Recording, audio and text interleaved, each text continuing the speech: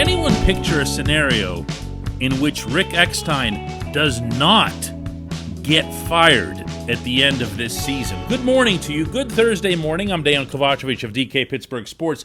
This is Daily Shot of Pirates. Comes your way bright and early every weekday morning. If you're into football and or hockey, I also offer up daily shots of Steelers and Penguins right where you found this. The Pirates lost 4-0 to the Cardinals last night at PNC Park. Adam Wainwright went the distance. The Pirates had 2 whole hits, both by Colin Moran, a night after getting 1 whole hit. 3 hits total in 2 games. 7-game losing streak in which the Pirates have scored 10 total runs.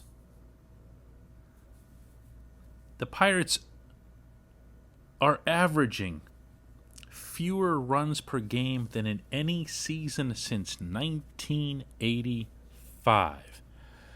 And yet, none of that is what, in my eyes, would be the most damning about Eckstein's job performance. But first, it feels necessary, even though it's obvious, to point this out. There isn't a whole lot of talent at hand. I get that. I cover the team. I watch them in batting practice. I watch them in games. There isn't a whole lot of talent here. However, there is something here that's disturbing, and that is that when players go into a funk on this roster, they never seem to reemerge. Have you noticed that? Look, take Brian Reynolds, Adam Frazier, and just set them off to the side. Reynolds was able to hit baseballs to all fields when he fell out of the womb. Frazier basically just kind of needed to get right. He's 29 years old. He stayed consistent, to his credit. He's continuing to hit in San Diego. Wonderful. Look at literally everyone else. And look at how they are when they arrive, whether that's being promoted from the minors, whether that's from another system.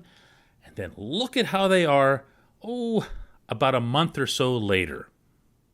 And this applies whether they're rookies, whether they're youngsters, like a Ke'Bryan Hayes, Rodolfo Castro, etc., or whether they're older guys, whether they're veterans, like John Nagowski and Ben Gamble. Once they fall, they don't climb back onto the bike and figure it out. Clint Hurdle used to describe this as counterpunching. He would say, as a hitter, you come up, you deliver a punch.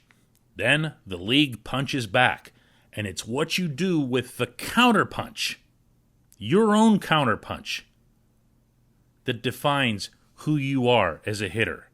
Because they're going to find something. They're going to figure out something, and you, in turn, have to keep answering. You have to keep doing that as a hitter. This hitting coach is principally responsible for the counterpunch. He really is. When Ke'Bryan Hayes was struggling, I'd say up until about a week ago, and I wrote a column about this from Milwaukee, interviewed the kid, got some input from Derek Shelton and everything else, and I had accompanying with it a graphic that illustrated that he had not yet, in the year 2021, dropped one single into left field. He'd put a couple through that side, but he hadn't elevated a ball into left field, not one, for a hit, all year long. And when I broached this with Shelton, who himself is a former hitting coach, his response was that, well, we need to get him focused on one side. He's right now trying to both sides it. And by that, he's referring to both sides of the plate, instead of just locking in on inner half and pulling the ball.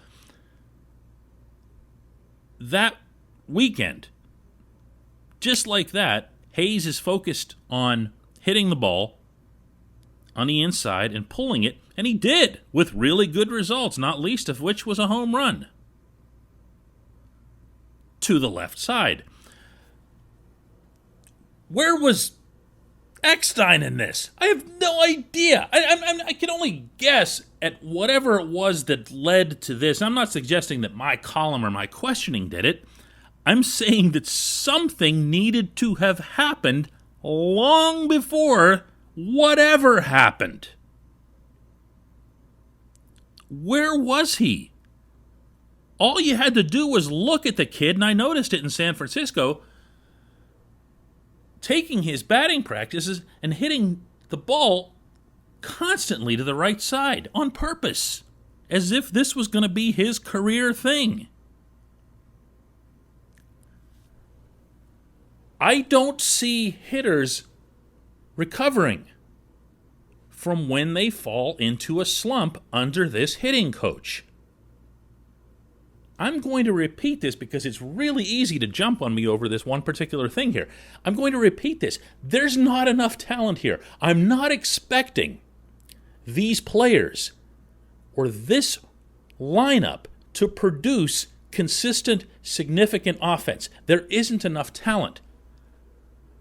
But I do think it's reasonable to expect that the hitters themselves could at least be the best version of themselves.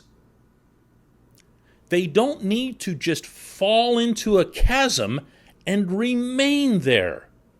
I'm going to give you another example.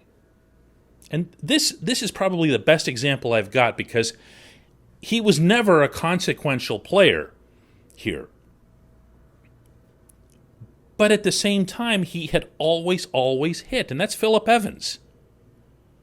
The reason that the Pirates really liked this guy, coming out of spring training 2020, and the reason he made the team was that he could hit. All he did was hit. Hit. This year, something went wrong with Evans, and suddenly he couldn't get the ball out of the infield. He could do nothing other than to ground out repeatedly,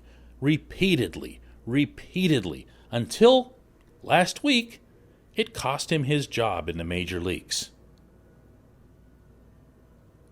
If you show me a hitting coach who can't get a guy to at least be what he always was, I'm going to show you a hitting coach who really ought to lose his job. And let's not forget, by the way, that Eckstein and Joey Cora were the only two members of Hurdle's staff that were retained. And in Eckstein's case, he was retained because a bunch of guys, notably Frazier and Josh Bell, lobbied hard for him. Guess what? Neither Frazier nor Bell is around anymore. And it's time. It's time. After this season, this guy's got to go. When we come back, just one question.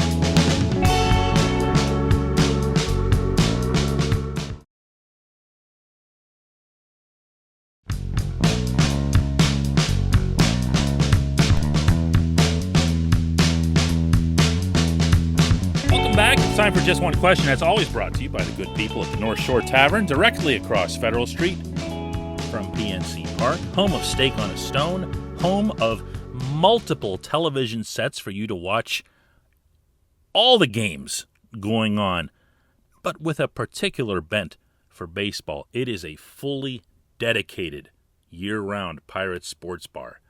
North Shore Tavern, no place like it anywhere for a baseball fan. Today's question, comes from Jim, who asks, DK, why do the Pirates constantly move guys up and down the lineup? Over the past 4 games, Hoy Park has hit leadoff and cleanup. Others move around quite often as well. What's the benefit to this? It certainly isn't continuity and consistency. Jim, this subject has come up with Derek Shelton more times than I can count. And even then, it's been more frequent of late. Park, as you know, led off again in the game last night. I have a feeling you're going to see him stick there, but I also have a feeling that you can't know that. You can't know that. He's going to have to show that on a consistent basis. Shelton, this week, stated very clearly that the one player who has earned himself an actual spot, like a fixed spot in the lineup, is the obvious. That's the number 3 hitter. Brian Reynolds is hitting at a near MVP level. You're not going to be moving him around. You do want him to be comfortable. To an extent, Ke'Bryan Hayes has become set in the number 2 slot.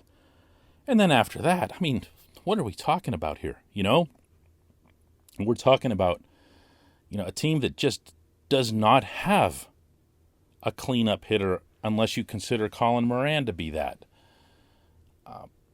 The reason that Shelton keeps moving people around is he's looking for different feels for different players. And some of that's not him. Some of that's management wanting to see as much as they can, wanting to learn as much as they can. That's why Park has played 5, count them, 5 different positions in the past 2 weeks alone. They want to have as much direct information as they possibly can, not toward winning in August and September, but toward winning next year, toward making plans for next year. It'll help inform their decisions for what kind of acquisitions they'd want to make, or where they might want to adjust with another player in the minor leagues who's on his way up. So the positional movement is the bigger component here, and the lineup's part of it as well. We have seen players over the years, and you have too, where they just find a spot in the lineup and they're way, way, way more productive from that spot. And even they can't tell you, let alone their managers, why it is that it happens. So what you're going to see here, and I understand this is going to be exasperating over these final few weeks, is a lot of experimentation. Now, of course, you still want to win the game, blah, blah, blah, and everything else here, but you're going to see some things that make you go, what? Why are they doing that? I mean, he was just fine over here. Why are they moving him over there? Because they just want to find stuff out, especially as it relates to the players who don't have much of a history. Park obviously fits into that. Rodolfo Castro fits into that. These are the kinds of things you're going to be seeing here. I appreciate the question. I appreciate everybody listening to Daily Shot of Pirates. We'll do another one of these tomorrow.